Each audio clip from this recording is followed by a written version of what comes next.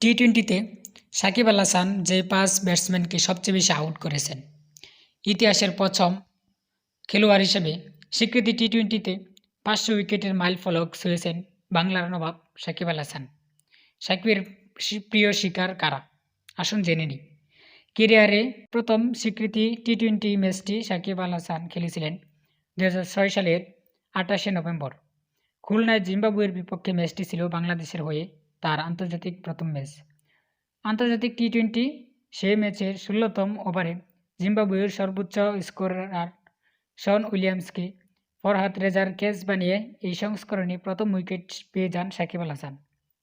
প্রায় ১৯ বছর পর সেই সাকিব পরশু রাতে পেয়ে গেলেন টি-টোয়েন্টি ক্যারিয়ারে ৫০০তম উইকেট। ইতিহাসের পঞ্চম বোলার হিসেবে মাইলফলক ছুঁয়েছেন বাংলাদেশের সাবেক অধিনায়ক।